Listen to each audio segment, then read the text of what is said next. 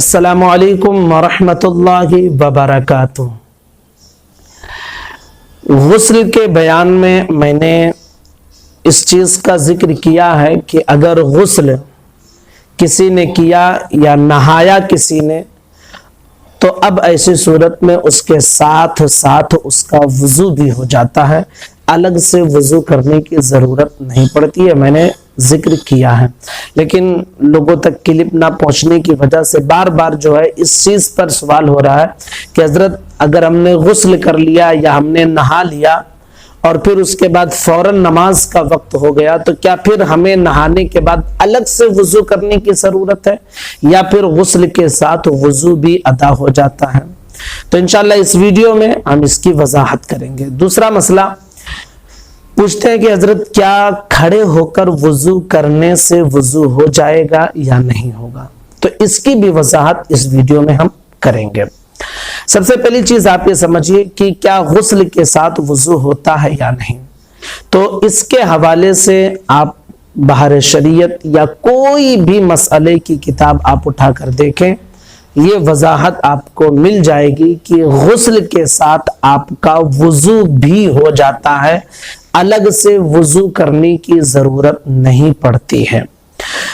لوگوں کے ذہنوں میں کنفیوژن اس لیے رہتا ہے کہ غسل کیے ہیں تو پھر جب ہم وضو کی نیت نہیں کیے ہیں تو وضو ہوگا کیسے؟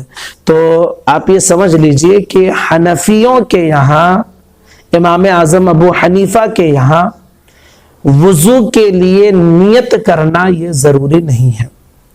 اگر آپ کے وضو والے حصے پر پانی یوں ہی بہہ گیا تو ایسی صورت میں آپ کا وضو ہو جائے گا۔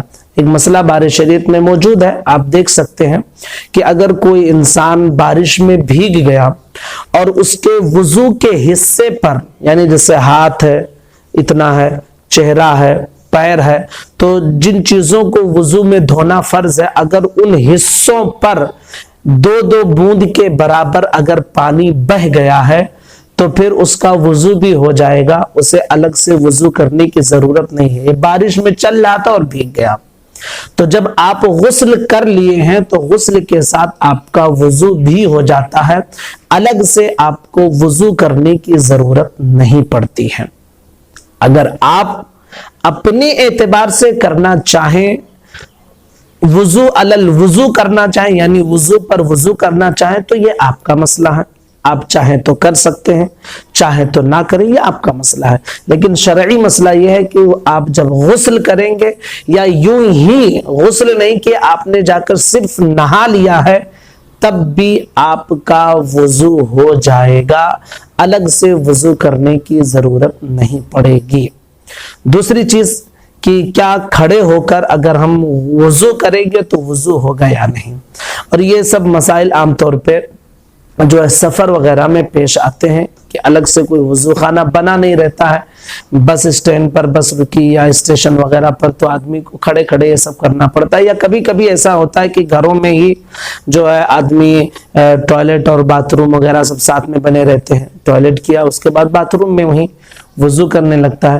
تو دیکھیے بیٹھ کر وضو کرنا یہ سنت طریقہ ہے، اگر ممکن ہو تو بہتر ہے، اچھا طریقہ ہے، حضور کی سنت پر عمل کریں اور بیٹھ کر ہی وضو کریں۔ کب؟